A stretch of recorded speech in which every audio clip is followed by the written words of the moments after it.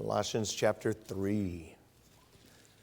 As always, I have no idea who's ever going to be in class when I teach or in the church when I preach. There's a lot of people that, accuse preachers of preaching something just because they were there.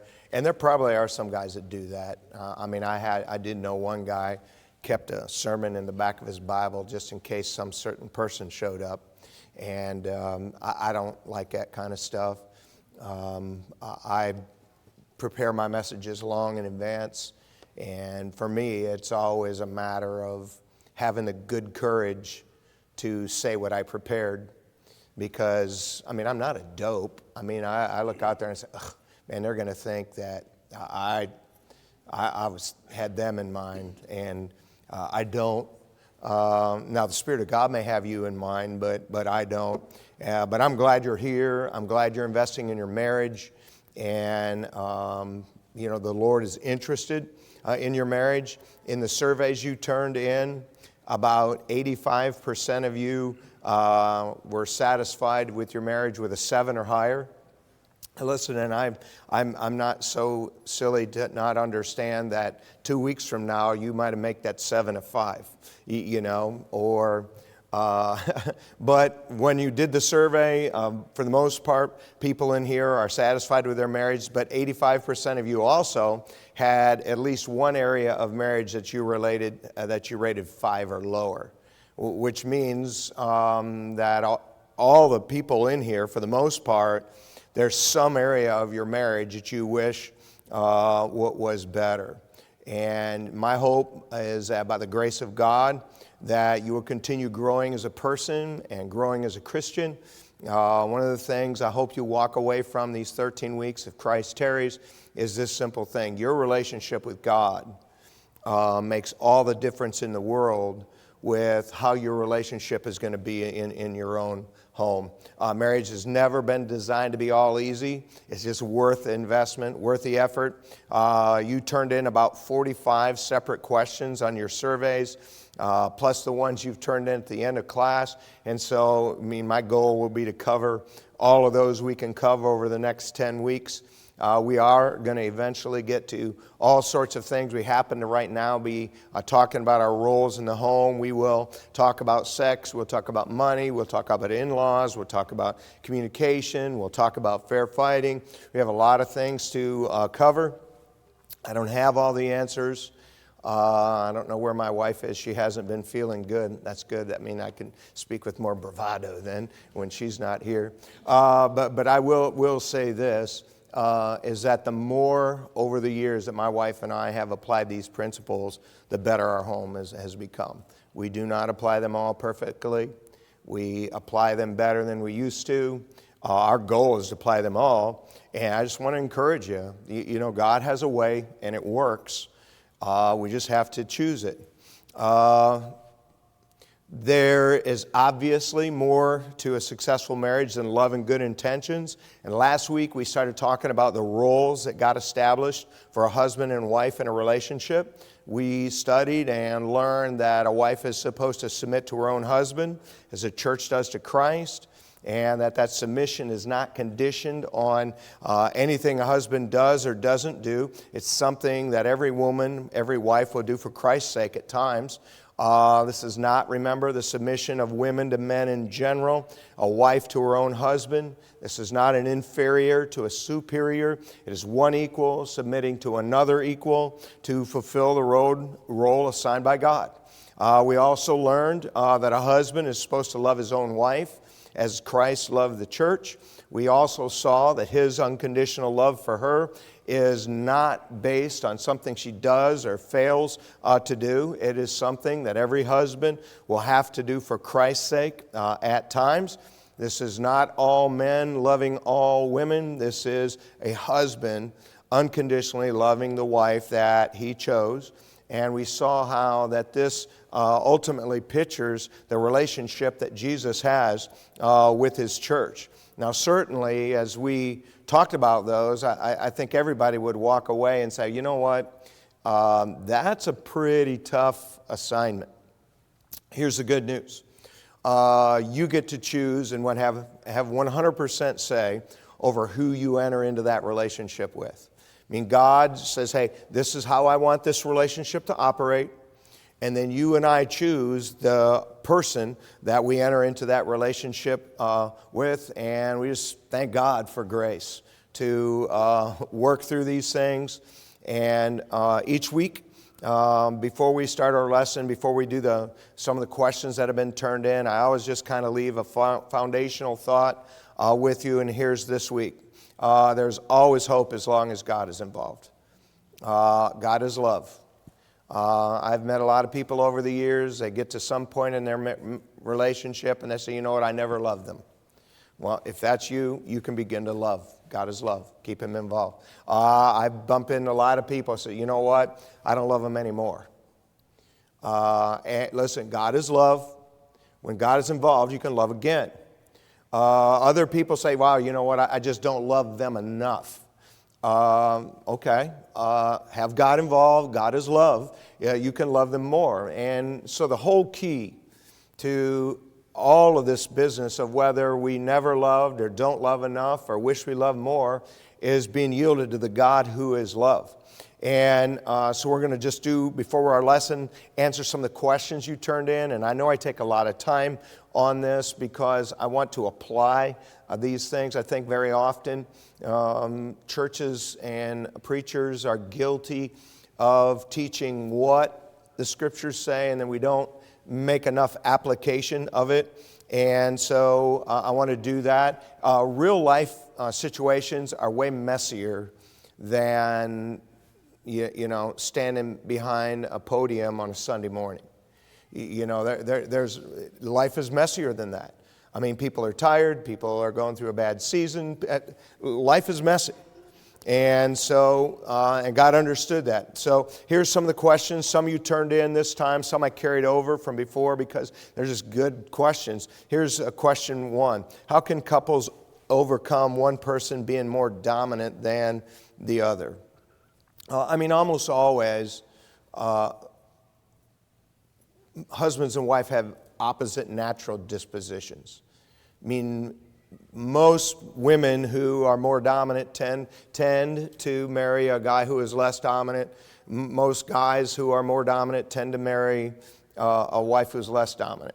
And so everybody brings their natural disposition into this relationship. And while, you know, I think one person having a stronger personality than the other is inevitable, I don't think it's ever acceptable for somebody to really dominate the other person.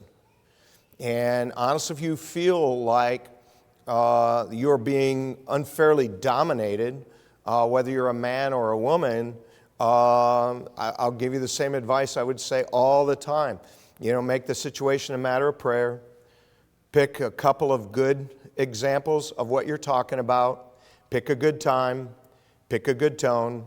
Have the conversation. You know, what we're guilty of most of the time is we have these difficult conversations at bad times in anger. And that is just a poor way to handle things. Question number 2, how can I help my wife see that when I ask her to do something, it benefits us both? This is an old question, but I just love it because it's just some guy, who knows, maybe in here still, who just feels like his wife can't see the benefit to everything he asks her to do.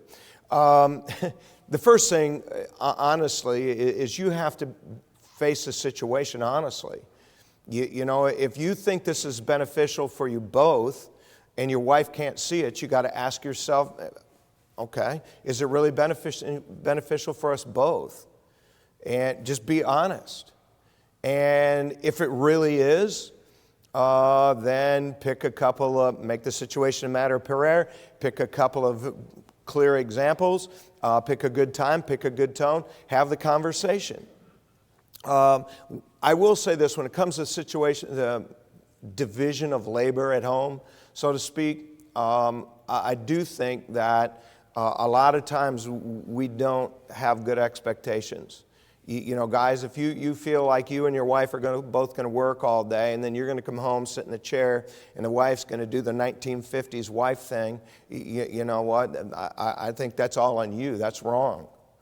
I think you ought to look at the situation at home and divide up the responsibilities based on how much time is available and which part of those responsibilities that you each are going to agree to share. You know, if you haven't agreed on who's going to do what, how are you ever appreciative if someone does extra? You never will be. And you know what? When your spouse fails in your role, you need to remember, no one's a machine. We all have bad days. Sometimes we don't feel good. Sometimes all kinds of things happen we didn't plan. And you just lovingly and graciously work through it. But if someone's not working through it, make the situation a matter of prayer. Pick a couple of good, clear examples. Pick a good time. Pick a good tone. Have an adult conversation. Question number 3, how can I get my spouse to cherish me more? This is another old question, but again, I just really like it. It's just real simple of sorts. The more you're yielded to the God who is love, the better you will love. And the second thing I would say to you is very practical, is that people express their love different ways. If you're looking to recognize love, then the best thing to do is to look for the way your spouse expresses love.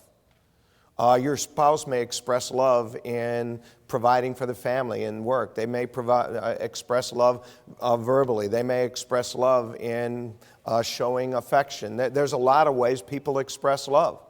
So if you're looking for love in your spouse, and you look for the way they express it. If you're looking to show love, what I would say is do the best you can to find how your spouse wants you to express love and express it that way. Did you get what I'm saying? What you're doing when you show love and what you're doing when you express love is the more mature you get, the better you will express your love for them the way your spouse wants to be loved. Okay? And with every person, it's different. Some men like to have love expressed by you being interested in their hobbies. I mean, my sister goes hunting with my brother-in-law because that's what he loves. Good. Find what your spouse loves. Do that. Question number 4. How do you get your husband to not act like your dad? And again, real simple. First, begin by asking yourself if you're acting more like a child.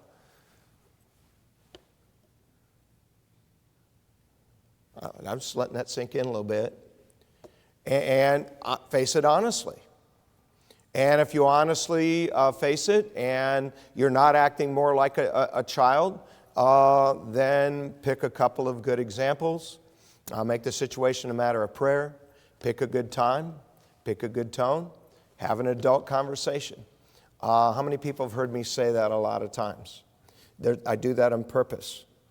It's because we almost always talk about the things that matter most at times when we're tired or when we're angry or where we haven't been prayerful and thoughtful, and then we wonder why they respond badly. It's somewhat basic, but a lot of people don't do it. Question number 5, if your spouse is completely unwilling to fulfill their role, what do you do? Completely unwilling. As I said last week, nothing that you do is really ever dependent on your spouse. You are in control of you. You are in control of your attitude. You're in control of your mouth. You are in control of what you do. You're in control of what you do not do. And if you do not mature in life to understand that you are completely responsible for everything you do and don't do, you're never going to grow up. And so what I would say to you is do what you're supposed to do for Christ's sake. And in any areas where they are actually completely unwilling to fulfill their role, make the situation a matter of prayer. Pick a couple of clear examples. Pick a good time. Pick a good tone. Have a conversation. Question number 6. Is the place God planned for a woman in the home a role she will naturally take? I think that everything that God has asked of both husbands and wives are only possible to truly fulfill with help from God. I don't think any husband just naturally, unconditionally loves his wife, leads his home responsibility. I don't think any wife naturally submits herself to her own husband's lead. I think we need help. And so if you don't recognize that what God has asked you to do, you can't do it all in your own strength. Again, you're never going to live the Christian life like you should. There's an aspect of Christianity and following Jesus that is a part of our will. And then there's an aspect of following Jesus that's a part of God's grace and enabling when we make the right decisions. Question number 7, how do I become more submissive when I have a strong type A personality and want to control situations? What I will say is that the first thing you need to do is learn what God's will in the situation is. The second thing you need to do, decide you cannot do this without the help of God. Just, brother, if you're struggling to lead your home, and sister, if you're struggling to submit to your husband's leadership, that you got to start by the fact that, wow, I need to do this, I'm supposed to do this, and I can't do it without help. And every day, there's things I pray every day because I know I'm going to struggle with them through that day. And you're never going to get God's help unless you just honestly face that and seek His help in the morning. I would say this too, don't get the wrong idea, and that's what we're going to spend our lesson on today, is we're going to talk about ways to apply what we learned about roles last week. When you have the wrong idea of what it means to lead your wife or what it means to submit your husband, because some people think dominate and grovel are how those are defined, you're missing the boat.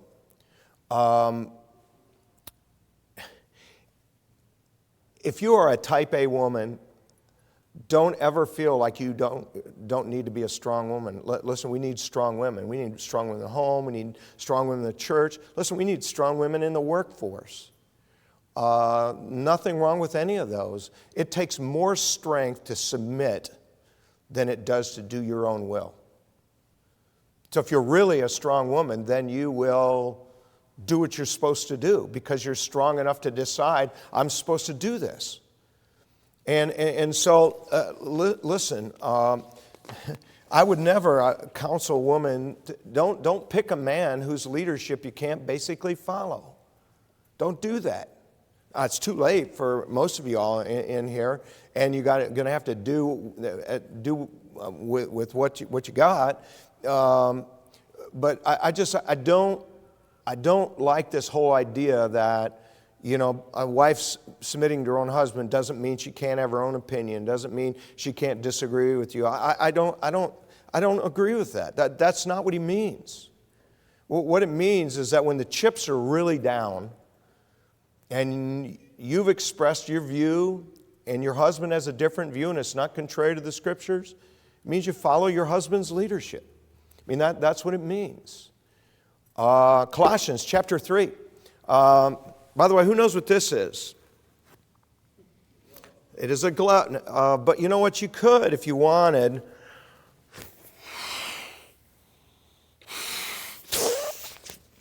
You could turn this into a balloon too, right?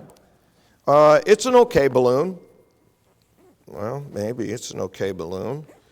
But it's really designed to be a glove. And your marriage is like that. God designed marriage, and when you don't handle it the way the creator of marriage designed it to be handled, you can have something. You can have a balloon, but it'll never be all it could be as a glove, and your marriage is like that. It should be in Colossians chapter 3, verse 17, and says, whatsoever ye do in word or deed, do all in the name of the Lord Jesus, giving thanks to God and the Father by Him. Wives, submit yourselves to your own husbands, as it is fit, appropriate in the Lord. Husbands, love your wives, and be not bitter against them. Now, if you were here last week, you recognize that immediately as basically saying the same thing that Paul said in Ephesians chapter 5. And these biblical roles in marriage are very, very clear. Don't let anyone deconstruct this and tell you, well, that was the Jewish culture, or, well, that was the Roman culture, or this is Paul's chauvinism. No, this is our Creator's plan for the institution of marriage, and there are very few things that God repeats Himself on in the Scripture. And you can mark it down. Only one time does Jesus say, ye must be born again. And that's a pretty important truth. But when He tells us things multiple times, I mean, understand that this is important. And I think He repeated it because God knew we would struggle with it. And we need to do this. Someone put on their survey, how can I be more like the wife God intended? And that's a great question. Listen, God's commands apply to every culture and every time in history. Culture should only affect our choices after we've applied biblical principles. In our society, there's a lie that says all cultures are equal. That is not true. All cultures are equal any place they are have nothing to do with the Scriptures. Think about this. Is callously crushing the spirit of your wife okay in a chauvinist culture? Is eating people okay in a cannibal culture? Is wives bullying husbands in an Amazon culture? Listen, culture does matter, but it only matters within the biblical parentheses.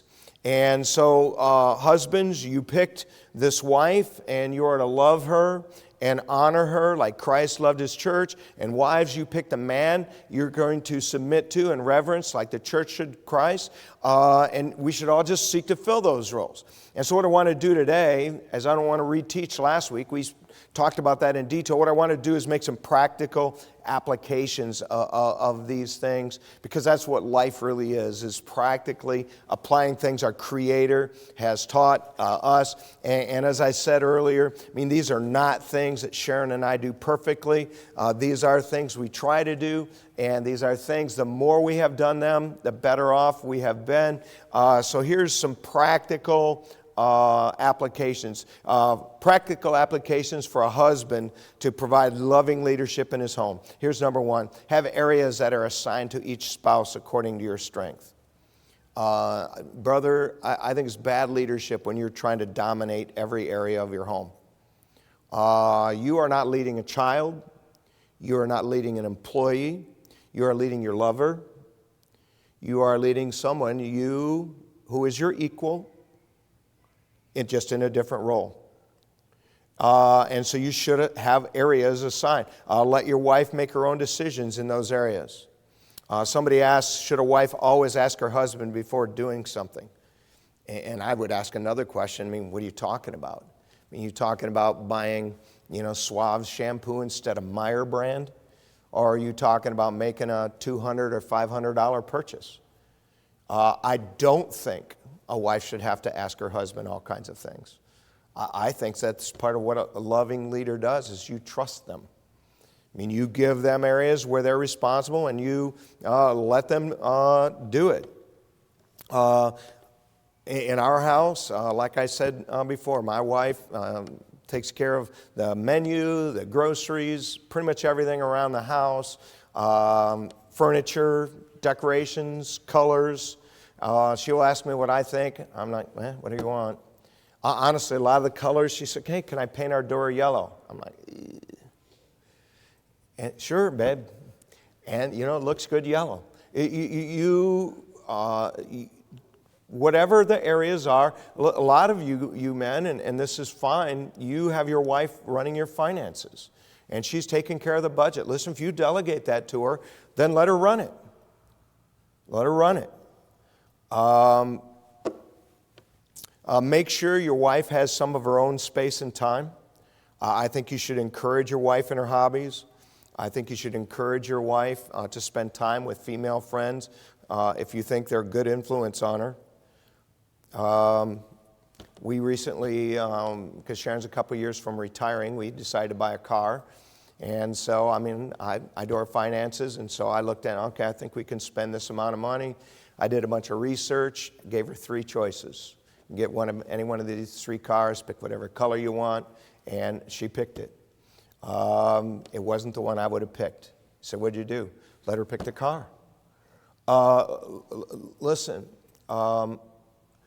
just because you're the leader doesn't mean you need to decide everything. Listen, when you love your wife, you want her happy. You should do that. When our children were at home, my wife basically managed them during the day. Listen, I had a lot of opinions on what ought to go on. And there were a few occasions when I might have said something, but for the most part, I just kept my mouth shut. And then when I came home, I ran things. Delegate areas. Many, many years ago now, was when we were first married. We went to Florida, and my wife packed my suitcase. And got down there, she didn't pack a belt. And in the typical young male, where's my belt? You, come on, didn't you know I need a belt? And she just said, well, you don't like the way I pack it, you pack it. And I've packed my suitcase ever since. She was right. And listen, if I'm going to delegate her packing my stuff, I need to shut up. Have areas that are assigned. Ladies, practical ways to submit and reverence your own husband. Here's number 1. Say as few negative things as possible about his leadership, especially when he's young. He can't take it. And even more so in publicly. He really can't take it. Listen, you have the power to help him become a better man, or you can break him and turn him into a weak and irresponsible one. If he feels like he can never please you, here's what's going to happen. He will either distance himself from your home, or he's just going to give up and not care. Neither one of those are good. Now, it might be appealing to you at first to seem like you're in charge and he's just given up and let you take over. But in the end, because you're really not designed to carry that responsibility in the home, because that's what leadership is, it's responsibility. In the end, you're going to wish your husband steps up. Most men, most males are very insecure. They need more attention than the average woman. Remember in Genesis, God said it's not good that the man be alone. He probably needs you more than you need him. If you have a bunch of friends or family members that are really critical either of your role in the home or your husband, you know what? Distance yourself from them. If you've got somebody who's always running your husband down, you know what? Why? You need to say something. That stuff slowly creeps in and ruins your heart. I don't care. The best man in here is still a man at best. And he's got flaws, just like you've got yours. When you tear your husband down, you are destroying your own security and lowering your own potential. You do not lift yourself up when you tear your husband down. You tear yourself down. And again, our society doesn't understand this about leadership. They think, well, I'm just going to tear everybody in leadership down. They're just idiots. And then they wonder why there's nobody to stand up. They wonder why there's no leaders, or why there's nobody strong. Because everybody has flaws. Practical ways to apply these things for a husband to provide leadership and to love and honor his wife. Here's the second thing. Take it upon yourself to make your wife feel special and loved. I think you should keep your eyes open on ways to compliment her. You should purposely notice when she does her hair, when she gets some new clothing, when she makes effort in something. You should purposely notice. You're going to have to do that. Now, listen, guys, my hand's up. We're kind of clueless. We just sort of move through life. You know, it really will help your wife feel cherished when you notice. I've had people where, like, I always would notice the wife's hair and all that, and the husband never noticed, and I quit saying something.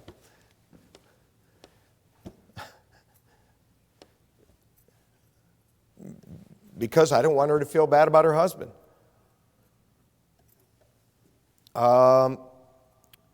Look to be thankful and notice things she does for you and around the house.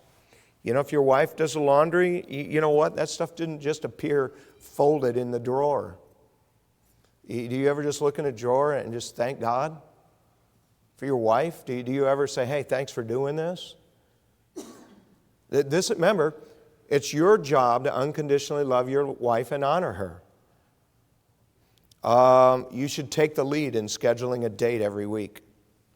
If you can't afford to go somewhere, swap babysitters with somebody else who can't afford babysitters. Again, in an ideal world, guys, that you should do that. My wife and I try to have a date every week, and so somewhere early in the week, I will say to Sharon, what are we going to do together this week? Again, makes your wife feel cherished and loved. That's your job.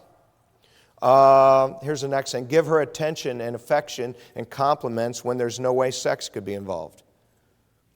I don't know of any way that you're ever going to conduct yourself and never have your wife say, well, this is all you want me for. But listen, there ought to be enough evidence of you giving her affection and attention and compliments when there's no way that was involved to know that she's just talking. We're just talking about how to make your wife feel special and loved. How about this? Give her more of your time and attention than any other one person in your life. Open doors for her. Remember anniversaries and birthdays. I mean, if you have some money, and sometimes you don't when you're a young couple, you don't need to spend something, but if you have some money, spend something. How many people here have a personal calendar? Okay, is your wife's birthday on it? Is your anniversary on it? It should be on it. Mine's on mine, and with a reminder 2 weeks ahead of time. And then a reminder 1 day ahead of time. And then a reminder that morning. Listen, it means a lot to your wife when in the morning of your anniversary, you just get up and you just send her a text. Hey, you know what? Today's our anniversary. I'm glad I married you. All you're doing is making your wife feel loved and cherished. Second way, practical ways for a wife to submit and reverence her own husband. Here's number 2 for ladies. Remember that he can only lead your home if you let him. I mean, have you ever really thought about this? God is a perfect leader. And there are lots of people who do not let God lead them. And so what that means is leaders only emerge as people choose to follow their leadership. And so he will never lead your home unless you let him.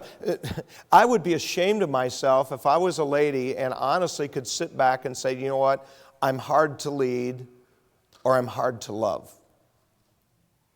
That's a terrible testimony. Listen, I believe your husband ought to still try to lead your home. I believe he ought to still try to unconditionally love you. But that's a terrible testimony.